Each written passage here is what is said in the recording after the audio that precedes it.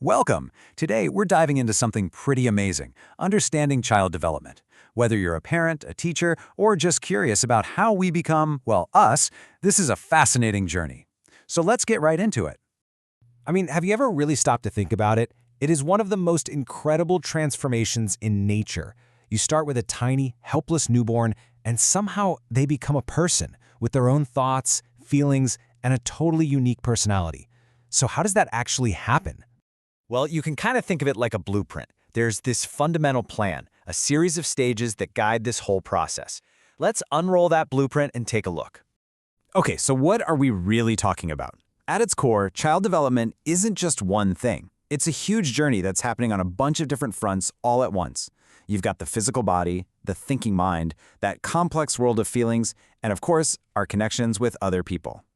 Now, to make sense of all this, we can break it down into 4 key building blocks. We've got the physical, the cognitive, the emotional, and the social. Let's take a look at each one.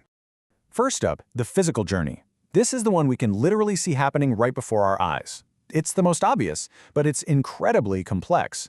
So, what does this physical growth actually look like day to day?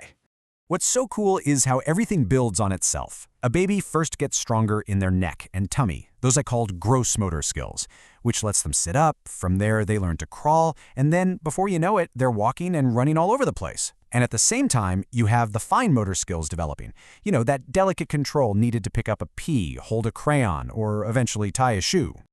Okay, on to our second building block. We're going to shift from the body to the brain now and look at how the thinking mind develops. So besides just getting bigger and stronger, how does a kid's ability to think, to learn, and to understand everything around them evolve? This is the cognitive piece of the puzzle. This is all about them trying to make sense of the world. It starts with huge discoveries, like realizing that when you hide a toy under a blanket, it hasn't just vanished from the universe. That discovery alone sparks so much exploration, which pretty soon blossoms into that famous why phase. You know the one? That endless curiosity? That's literally the engine of learning. All right, our third building block takes us inside, into a child's world of feelings. And believe me, this is just as important as learning to walk or talk. So we've covered the body and the mind, but what about the heart?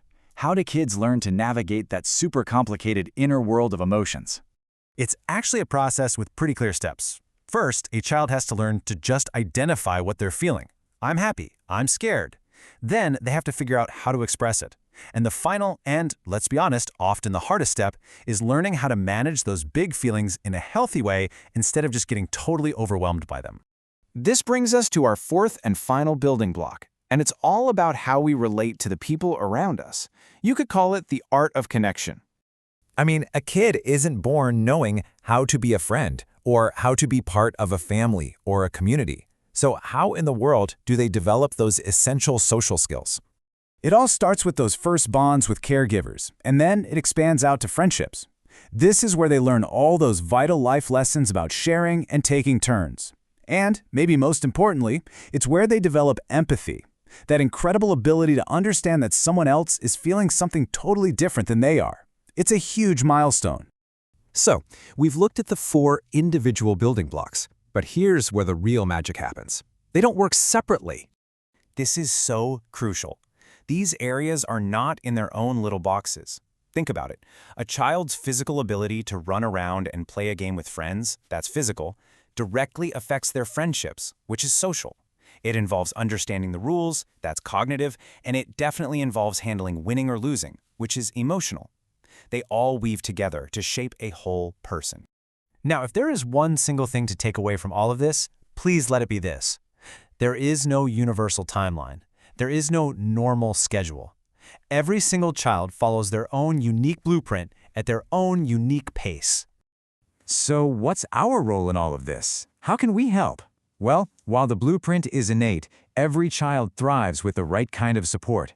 The real keys are providing guidance when they need it, creating a safe and nurturing environment for them to explore, and of course, offering a solid foundation of consistent love and support. And that really leaves us with a final question to think about. Knowing that every single child's journey is different, how can we, as parents, as educators, as a community, get better at understanding and supporting each and every unique blueprint for growth? That's a question worth asking.